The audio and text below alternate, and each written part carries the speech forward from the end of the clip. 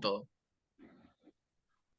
Bueno, vamos a ver el último poder y hacemos un casito práctico rápido y ya culminamos porque, bueno, ya fue mucho por hoy.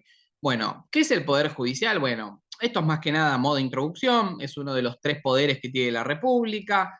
La cabeza es la Corte Suprema de Justicia, va a tener tribunales inferiores, ya sea a nivel federal como a nivel provincial. Lo que ustedes tienen que tener en cuenta que el Poder Judicial va a ser un poder que se estima que tiene que ser independiente, que es un poder que es político, y esa independencia va a ser uno de los principios rectores que está establecido en la Constitución. ¿Por qué? Porque se busca asegurar una seguridad jurídica, se busca que haya esta imparcialidad de los jueces. Es un principio rector de la Constitución que a su vez también sirve para que podamos tener una democracia y un Estado de derecho. ¿Cuál es la idea del Poder Judicial o para qué está pensado? Bueno, la idea, o mejor dicho, el objetivo, la misión, pónganlo en las palabras que quieran, es dirimir los conflictos de las causas judiciales y asegurar la supremacía constitucional. Bueno, acá obviamente seguimos la independencia del Poder Judicial, como les decía recién, es uno de los principios rectores, se busca la imparcialidad de los jueces, de los órganos, etcétera, etcétera. ¿Qué tienen que tener ustedes en cuenta? Bueno, lo que establece el artículo 109 y el 110. El 109 lo que va a decir es que en ningún caso el presidente de la nación puede ejercer funciones judiciales. ¿Qué quiere decir esto? Que el presidente no va a poder, supongamos que tiene una causa en su contra, no va a poder decir no, yo cancelo la causa. Supongamos que quiere liberar presos, no puede. Supongamos que quiere sacar o meter preso, no va a poder, no se puede. ¿Por qué? Porque no puede ejercer funciones judiciales. Tampoco arrogarse el conocimiento en causas pendientes o restablecer las fenecidas, dice la Constitución. Vamos con el artículo 110, que ustedes ya lo saben porque lo vieron en el caso Fay y Schifrin, y esto es importante. En el Poder Judicial lo más importante es el tema de remoción y designación de jueces. Bueno, ¿cuál es la idea de este artículo 110?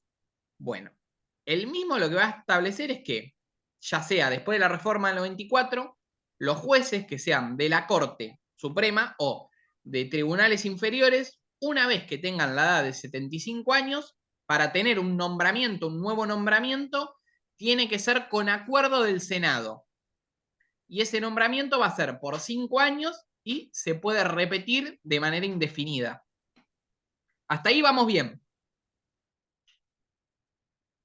Después, ¿qué es la Corte Suprema? Bueno, la Corte Suprema va a ser la cabeza del poder judicial, por así decirlo. Y esto presten la atención. ¿Por qué? La Constitución lo que va a establecer es que los juzgados se van a crear por leyes, o sea, lo va a crear el Congreso, los juzgados.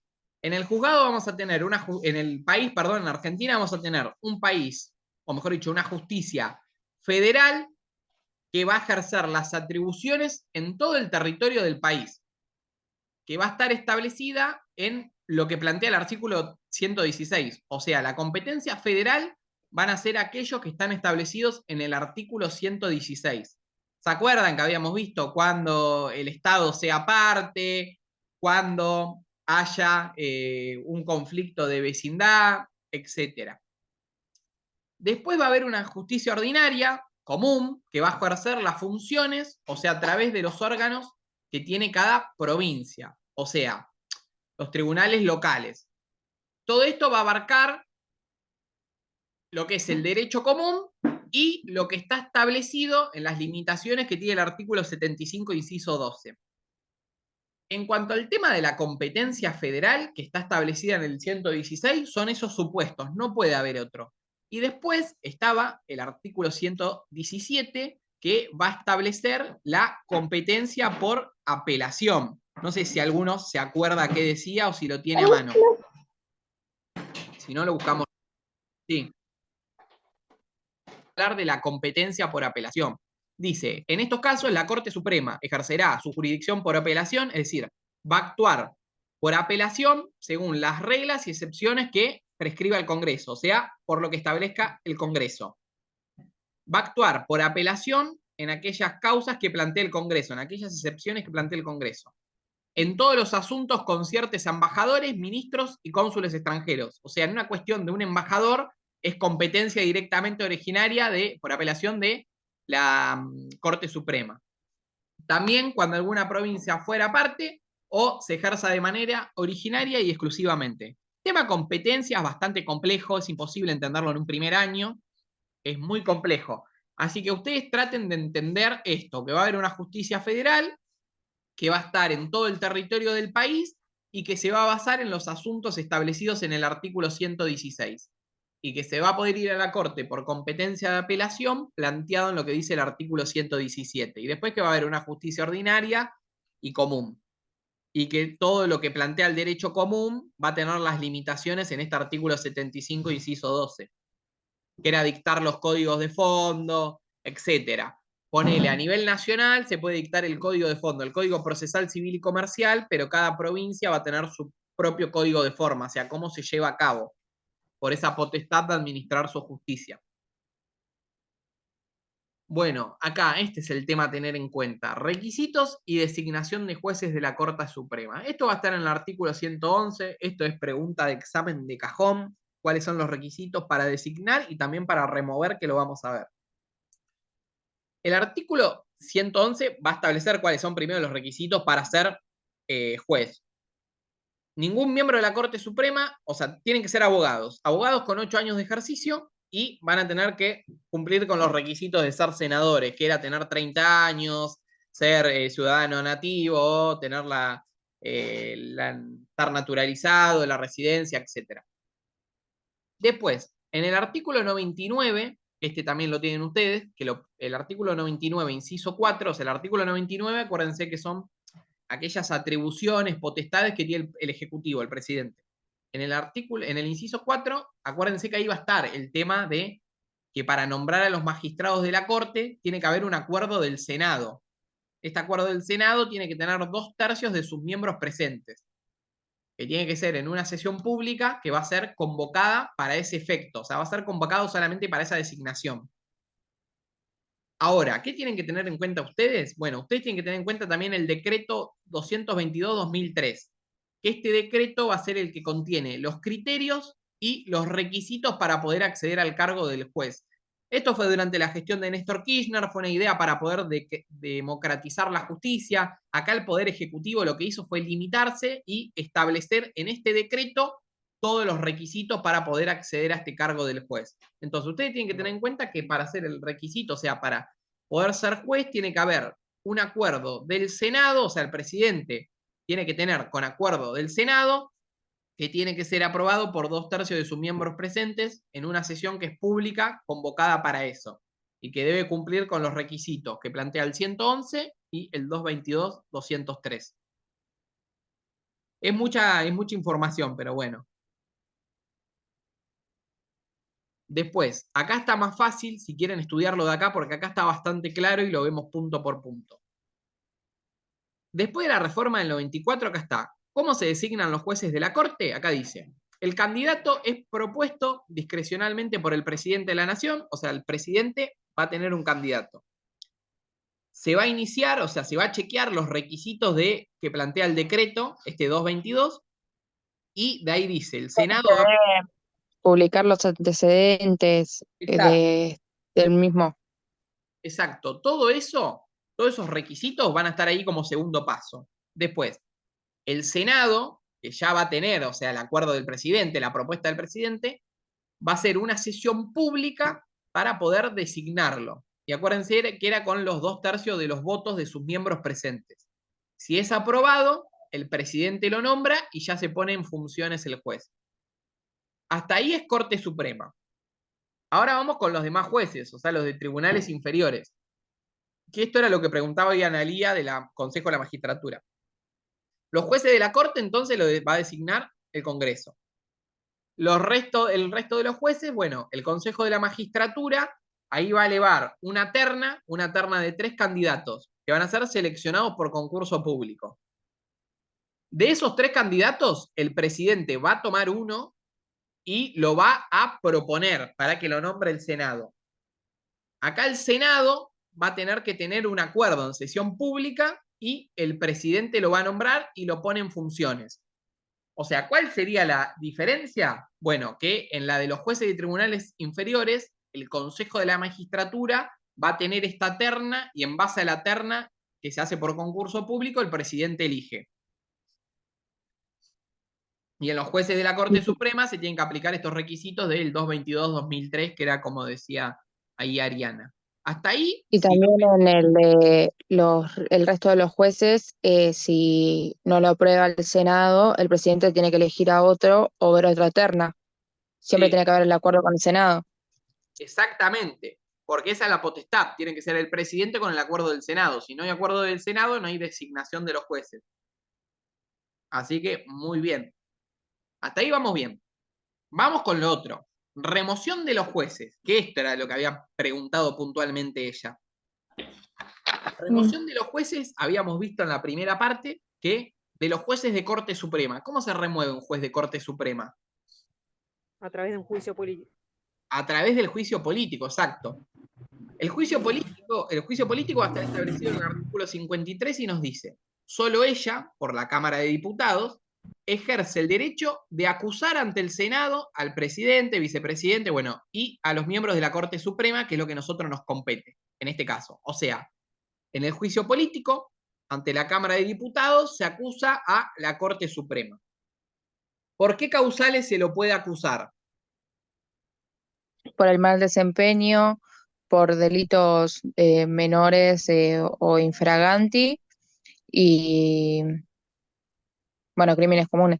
Ojo con eso, es por mal desempeño, delito en el ejercicio de sus funciones o por crímenes comunes. ¿Por qué? Porque delitos menores pueden ser un crimen común también. Ojo con eso.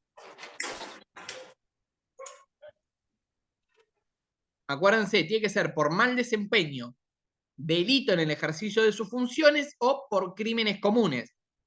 Por ejemplo, a los jueces de la Corte Suprema se les está haciendo juicio político porque se estima que no respetaron el acuerdo para designación, perdón, el acuerdo para la renovación de los jueces.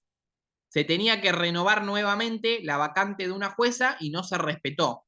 Entonces, por mal desempeño de sus funciones, se los está juzgando por juicio político, por no respetar el procedimiento.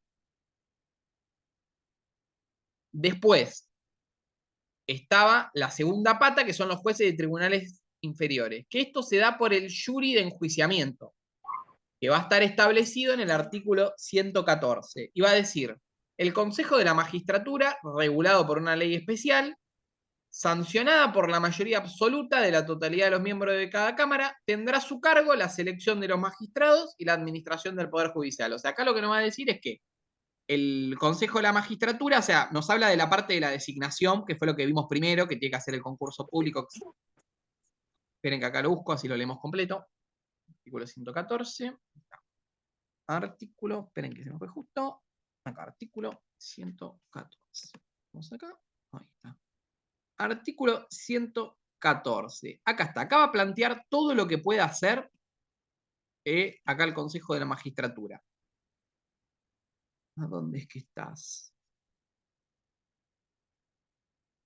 Esperen que lo encuentro. ¿Querés que lea las atribuciones? Perdón, en el artículo 115 está. El artículo 114 lo que le va a dar es la atribución al Consejo de la Magistratura en lo que es la designación y la remoción. Y en el artículo 115, acá está, va a decir, los jueces de los tribunales inferiores de la Nación serán removidos por las causales expresadas en el artículo 53, o sea, por mal desempeño, delito en el ejercicio de sus funciones o crímenes comunes. Por un jurado de enjuiciamiento, o sea, este jury de enjuiciamiento, integrado por legisladores, magistrados y abogados de la matrícula federal. Su fallo, que será irrecurrible, no tendrá más efecto que destituir al acusado. Cuando habla de su fallo, sería la decisión. O sea, la destitución, yo no puedo ir ante la justicia a quejarme por la destitución. Supongamos que yo soy juez de tribunal inferior y me destituyen, ¿no? Por cometer un mal desempeño. Yo ahí no puedo ir a la justicia a reclamar por eso. solamente voy a poder reclamar si no se respetaron los procesos. Ponele que no se haya hecho el jury de enjuiciamiento. Ahí sí voy a poder yo reclamar, si no, no. ¿Y cuál va a ser el objetivo de este jury de enjuiciamiento y del juicio político? Bueno, destituir... Gastón, discúlpame, la parte que no entiendo, cuando se destituye al acusado, ¿va a juicio? Yo tenía como que iba a juicio. Claro, la idea del juicio político, ¿para qué es? Es Claro, producir la destitución del cargo para que después la justicia lo juzgue y siga el proceso judicial ordinario. claro. Después puede llegar a pasar que supongamos en un delito de mal desempeño o un delito contra la administración pública, supongamos que es falso, bueno, o que no se cumplió, no se comprobó el hecho. Bueno, a vos ya te destituyeron, pero estuviste conforme y a disposición de derecho. Porque la idea es remover del cargo para que pueda juzgar la justicia ordinaria por estas inmunidades. Así que, ya saben, remoción, designación y remoción de jueces es pregunta de cajón. Y ahora vamos con lo último, así ya vamos cerrando. Que hizo un casito práctico muy sencillo. Seguramente ustedes van a tener algo más complejo, pero bueno, la idea es que empiecen a detectar. Supongamos, el presidente de la Nación decidió emitir el decreto de necesidad de urgencia 1032-23. O sea, ustedes lo primero que van a tener que identificar, yo ya acá les digo qué decreto es. Entonces ustedes marcan, bueno, es un decreto de necesidad de urgencia. Entonces, en el examen ponen, tengo un decreto, tengo un DNU, listo. Con el objetivo de realizar un estructuramiento de la Administración Pública Nacional. Acá voy a tener, ¿cuál es la idea del DNU? Bueno, acá voy a tener el objetivo. Pero, Esperá, vamos a leer todo el caso primero. Este DNU busca reestructurar. Busca reestructurar, ponemos, que sería el Estado. En su artículo número 3, el Ejecutivo detalló que los extranjeros que viven en el país no podrán acceder a ningún tipo de beneficio y derechos que tengan los ciudadanos argentinos. A su vez, en el artículo siguiente se especifica que aquellos extranjeros que quieran percibir algún beneficio social, como una jubilación o pensión, o acceder a los derechos básicos y fundamentales como la salud y educación, deberán abonar en dólares la cantidad de 5 salarios mínimos vital y móvil para poder acceder a los mismos. Entonces acá nosotros vamos a tener en todo esto, explicado un poco más, lo marcamos, lo que establece, vamos a tener el cuerpo, por así decirlo, el cuerpo que establece lo que plantea el decreto. O sea, acá va a estar detallado. Mejor vamos a poner detallado el decreto, más fácil, así lo entienden más simple. Acá va a estar detallado el decreto. Esto es para cuando ustedes lo lean y lo analicen, ¿no? Entonces, ustedes van a saber que van a tener un DNU, que el objetivo del DNU era reestructurar a la administración pública y que el decreto, o mejor dicho, la fundamentación del decreto está acá. Fundamentado, ahí está. Entonces, después dice, muy preocupado por la noticia, un grupo de vecinos nacidos en el exterior y que viven en el país deciden consultar a la Organización Argentina para las Migraciones, OAM, para saber cómo procede esta situación. Entonces acá ustedes lo que van a ver es que hay un grupo de vecinos. Detallamos acá. Estos son los que van a quién vulnera. ¿A quién vulnera? Ya sabemos que es A los extranjeros. un grupo de vecinos. Y acá dicen las preguntas. ¿Es procedente el decreto de necesidad y urgencia? Y explique. Y ahí quería hablar Ariana. ¿Es procedente o no? no, porque si es para reestructuramiento de la administración pública, tendría que ser un decreto autónomo. Se podía o puede ser, acordate, Y también que, puede ser un Una decreto. emergencia y pública. que el decreto de necesidad de urgencia tiene que ser cuando no Acordate que No, para mí sí. está sesionando el Congreso, tiene que ser de ahí está. última instancia. Ahí También. está. También podría ser un decreto delegado, porque dice la administración pública. Acordate que el decreto delegado también puede ir por la administración pública. Ustedes vayan pensando así ideas. DNU, ¿por qué puede ser? ¿Por qué no? ¿Por qué puede ser un delegado? ¿Por qué no? Vayan como tirando así ideas al aire y ahí lo van analizando. Lo primero que observó muy bien ahí Ariana es el tema de que no dice nada sobre el Congreso. Si a mí no me detalla que no está sesionando, implícitamente yo tengo que pensar que está sesionando, ¿se entiende? Porque eso sería lo normal. Por lo tanto, yo en una respuesta podría marcar eso, que no me detalla si estaba reunido o no el Congreso. Por lo tanto, siguiéndome a la ley, solamente un DNU aplicaría cuando el Congreso cuando no se puede reunir, cuando no se puede tener el trámite ordinario de la sanción de leyes. Entonces yo eso lo plantearía, muy bien ahí como dijo Ariana. Después, otro tema a tener en cuenta es que, fíjense la parte de los tributos también, porque acá se está buscando arancelar, se va a poner un tributo porque se está tratando de arancelar algo. Acá, deberá abonar en dólares la cantidad de 5 salarios, o sea, se le está tratando de poner un tributo. ¿Y eso también no lo fija el Congreso también? Claro, obviamente esto tiene que ser por una ley. Pero bueno, también va en contra que ahora viene en el tema de la fundamentación.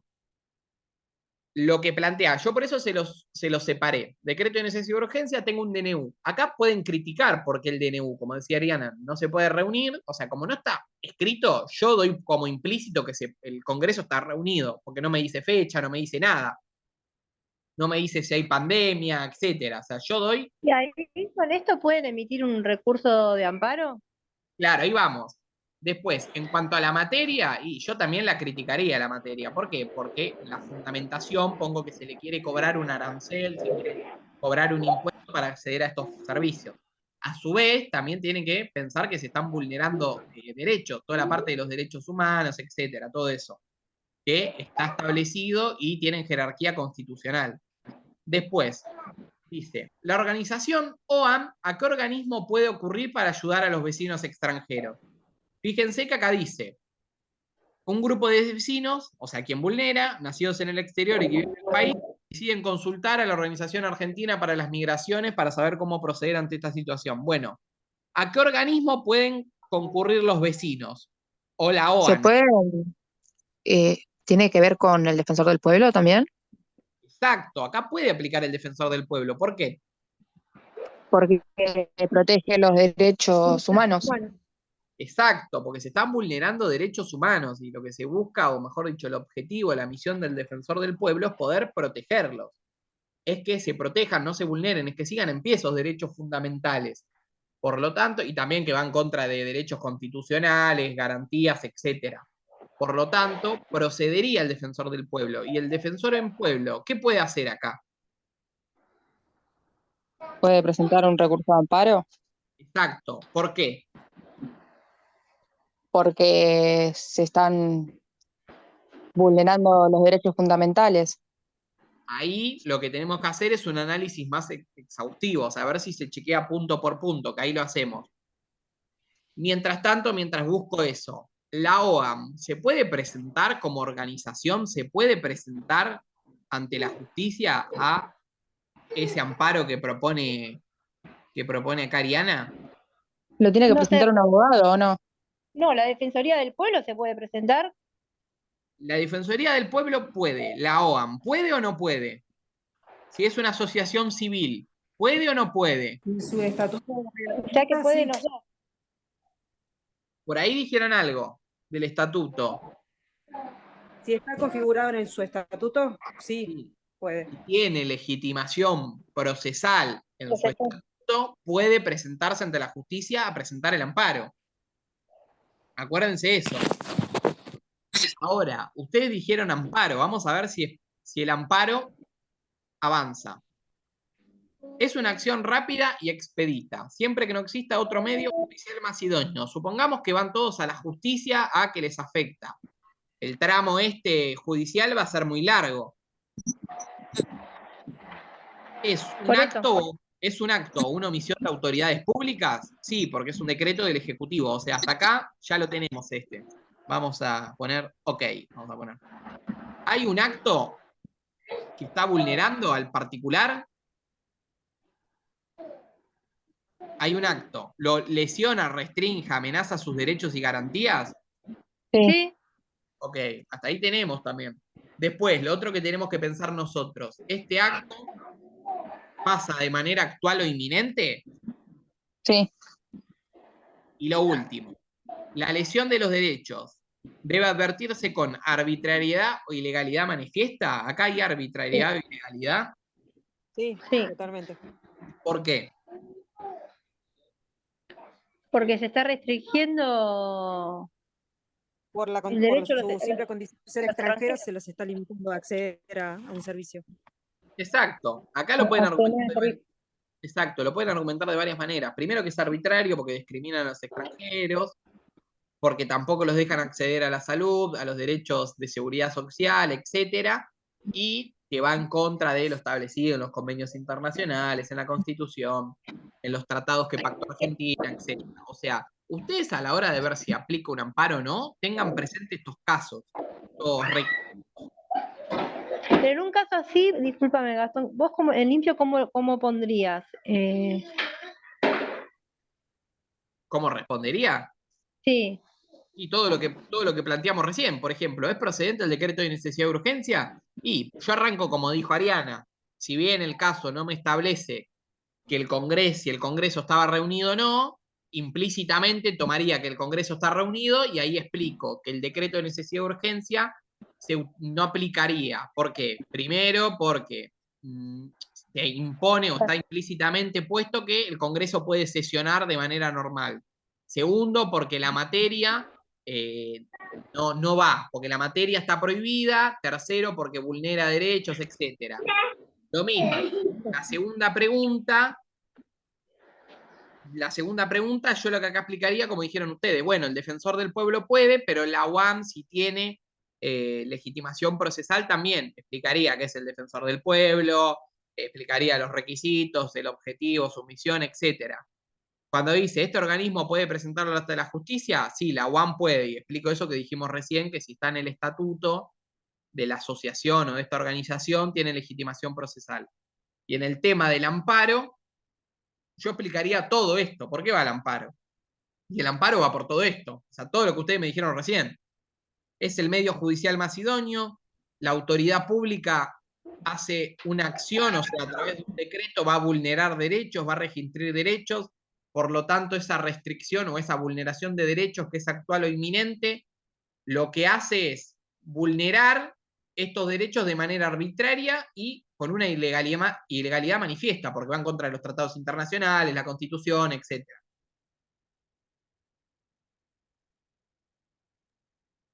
Así que vamos bien. Bueno, eso es todo por hoy. Ese fue el caso práctico. Espero que les haya servido.